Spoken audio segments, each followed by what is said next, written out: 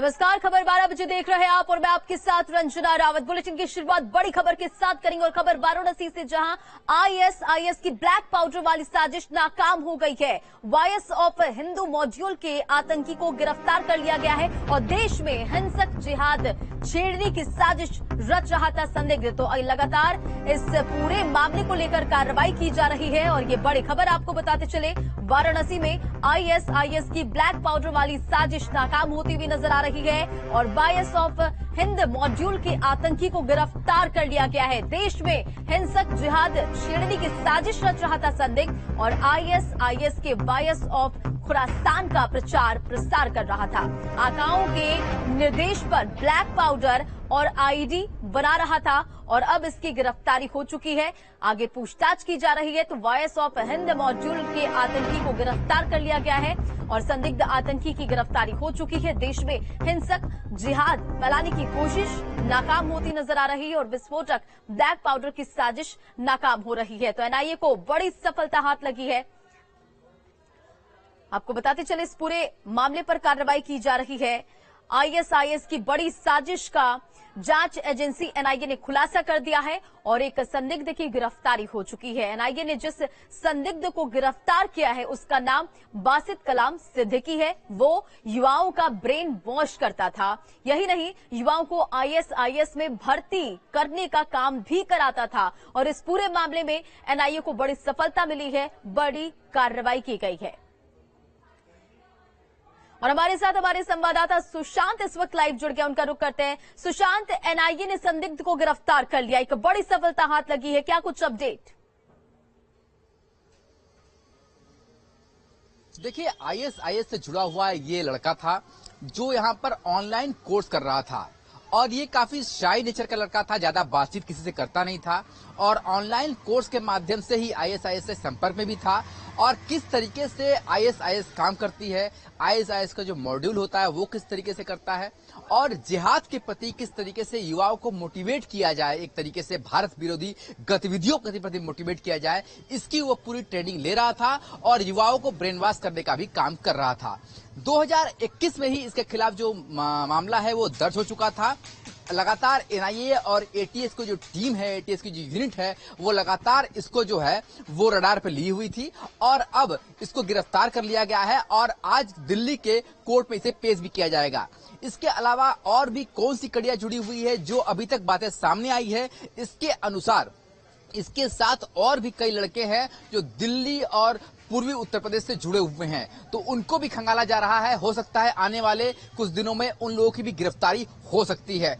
तो आईएसआईएस से जुड़े हुए इस एक तरीके से आतंकी ही हम कहेंगे, इसकी एक बड़ी सफलता मिली है एनआईए को और इससे जुड़ी जो कई कड़ियां है वो भी अब धीरे धीरे सामने आ रही है। आने वाले दिनों में ये अफगानिस्तान भी जाने वाला था, वहां पर आईएसआईएस के ट्रेनिंग में भी भाग लेने वाला था, ऐसी भी जानकारी मिली है। इसके पास से लैपटॉप, मोबाइल और कुछ विस्फोटक भी बरामद हुए हैं जो दिल्ली के भी कई इलाके से जो इसने रखे थे उसे बरामद किए गए हैं, ऐसा बताया जा रहा है। हालांकि अब इस पूरे मामले को लेकर के कोर्ट में इसे पेश किया जाना है और धीरे धीरे जो और कड़ियां हैं, जो और इसके साथी है, वो भी अब एनआईए की गिरफ्त में जल्दी होने वाले हैं। वाकई सुशांत, पेशी होगी और उसके बाद क्या कुछ जानकारी निकलकर सामने आएगी, इसका इंतजार करना होगा। लेकिन ये बताइए कि कब दिल्ली कोर्ट में पेशी होगी और एक सवाल ये भी कि एनआईए ने जो जानकारी दी है उसके मुताबिक अफगानिस्तान में स्थित अपने आकाओं के निर्देश पर वो एक विस्फोटक यानी कि ब्लैक पाउडर बनाने की कोशिश कर रहा था।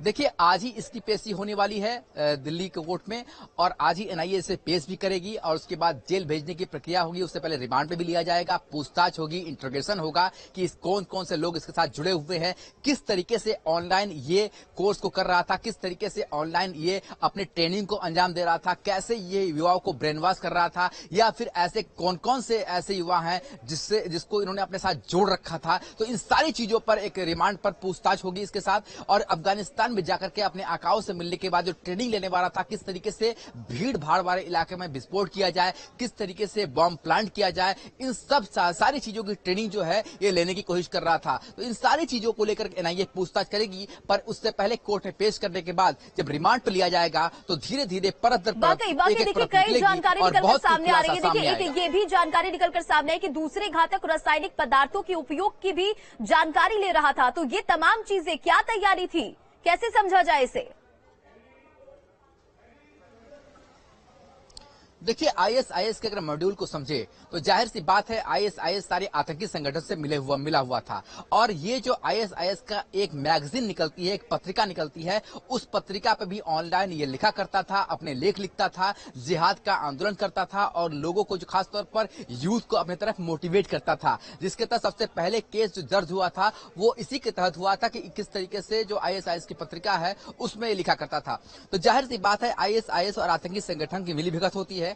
किस तरीके से सीसीटीवी कैमरे से बसते हुए भीड़ भाड़ वाली जो जगह है वहां पर बॉम्ब प्लांट किया जाए, किस तरीके से अधिक लोगों को नुकसान पहुंचा जाए, भारत विरोधी गतिविधियां उसमें लगातार शामिल की जाए और जो भारत विरोधी जो ताकतें हैं उस पर किस तरीके से उनका हाथ मिलाया जाए, इन सारी चीजों को लेकर के आईएसआईएस काम करती है। और उसी का एक छोटा सा सिपाही, मान ले एक छोटा सा जो मोहरा है, एक आतंकी है जो सिपाही के रूप में उनका, वो दिखाई दे रहा है कि किस तरीके से आईएसआईएस जैसे कि कहती आई है। आप पुराने अगर वीडियोस को निकाल कर देखें, आईएसआईएस के वेबसाइट को देखें तो वो कहती है कि हम अपने सिपाही तैयार कर रहे हैं। देखिए अब एनआईए ने ये बड़ी कार्रवाई की है, सफलता मिली है, लेकिन इंतजार करना होगा कि जांच के बाद क्या कुछ जानकारी निकलकर सामने आएगी। सुशांत, इन तमाम जानकारियों के लिए बहुत बहुत शुक्रिया। खबरों में बढ़ेंगे आगे और बात काशी हिंदू विश्वविद्यालय की, जहां बीफ का विवाद उठा और विश्वविद्यालय के प्रश्न पत्र में पूछा गया बीफ पर सवाल। विश्वविद्यालय के छात्रों ने सवाल पर आपत्ति जताई है। तो वाराणसी से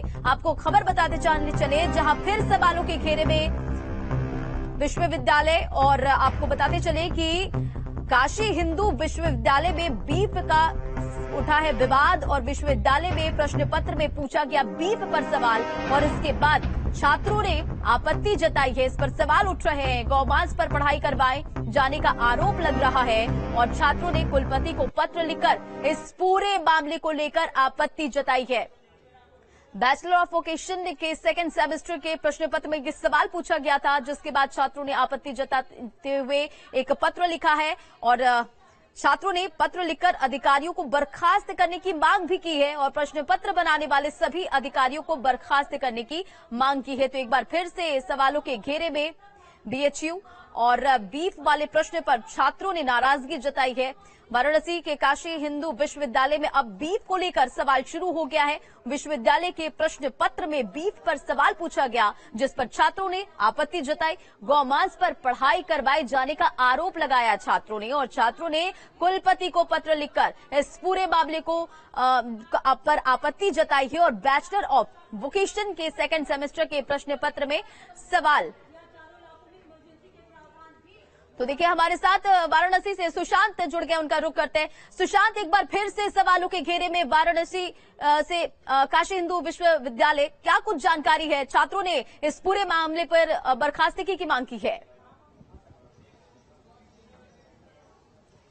देखिए सबसे बड़ी खबर हम आपको ये दे दें कि बीएचयू के पीआरओ से हमारी बात हुई है। बीएचयू के पीआरओ का कहना है कि इस कोर्स में ये सारी चीजें पढ़ाई जाती है, ऐसे में इस कोर्स में ये सवाल सेमेस्टर में लाना कोई गलत बात नहीं है। बीएचयू के पीआरओ ने साफ तौर पर ये कह दिया है कि ये जो कोर्स है, वेकेशन का कोर्स है, इसमें इस चीज की पढ़ाई होती है और अगर पढ़ाई होती है तो इस सेमेस्टर में ये जो सवाल पूछा गया है ये बिल्कुल जायज है। उदाहरण भी दिया है बीएचयू के पीआरओ ने। उसका कहना है कि जिस तरीके से लॉ की पढ़ाई होती है तो अपराधियों के बारे में जानकारी दी जाती है, उसी तरीके से ये वोकेशन का कोर्स है, इसमें बीफ की भी जानकारी दी जाती है और उससे संबंधित सवाल पूछे जाते हैं। तो बीएचयू ने अपना स्टैंड क्लियर कर दिया है कि बीएचयू इस पर कोई भी कार्रवाई नहीं करने वाला है। बीएचयू का साफ तौर पर कहना है ये कोर्स का एक हिस्सा है, इसलिए सवाल पूछा गया है। इसके साथ ही बीएचयू के पीआरओ ने यह भी कहा है कि जो शिकायतकर्ता छात्र है वो उस डिपार्टमेंट से नहीं है, बल्कि वो दूसरे डिपार्टमेंट से आते हैं जिसने शिकायत की है और ऐसे में उसकी शिकायत जायज नहीं है। बीएचयू इस पर कोई कार्रवाई नहीं करेगा, बीएचयू इस पर कोई माफी नहीं मांगेगा, क्योंकि बीएचयू का कहना है कि ये कोर्स में सम्मिलित है और ऐसे में कोर्स में सम्मिलित चीजों का पूछना कोई गलत बात नहीं है। यानी कि सुशांत, बैचलर ऑफ वोकेशन, इसमें इस कोर्स में बी पर जो सवाल पूछे गए ये पूरी तरह से सही है, और जो छात्र संगठन इसका विरोध जता रहे हैं, कार्रवाई की मांग कर रहे, बर्खास्तगी की मांग कर रहे, अब उनका क्या? देखिए, छात्रों का ये कहना है कि हम आज शाम तक इंतजार करेंगे और उसके बाद अपना आंदोलन करेंगे, धरना करेंगे, प्रदर्शन करेंगे। मगर बीएचयू कह रहा है कि इस पर राजनीतिकरण हो रहा है, छात्र इसमें अपनी राजनीति को गर्म कर रहे हैं। बल्कि इस पूरे मामले में देखा जाए तो इसमें इस कोर्स की पढ़ाई इस तरीके से होती है कि इसमें इसकी जानकारी दी जा सकती है और लगातार इस पर सवाल पूछा जा सकता है। तो ऐसे में बीएचयू अब किसी भी तरीके से अपने पांव पीछे हटाने को तैयार नहीं है। बीएचयू का कहना है कि जो उनका स्टैंड है वो क्लियर है, छात्र इसमें राजनीति कर रहे हैं और छात्र की राजनीति पर वो कुछ कहना नहीं चाहते। उन्होंने सफाई दे दी है। उनका कहना यह है कि इस कोर्स में ये चीजें शामिल होती है, ऐसे में इससे जुड़े हुए सवाल पूछे जा सकते हैं, इसमें कोई गलत बात नहीं है। ठीक है सुशांत, इन तमाम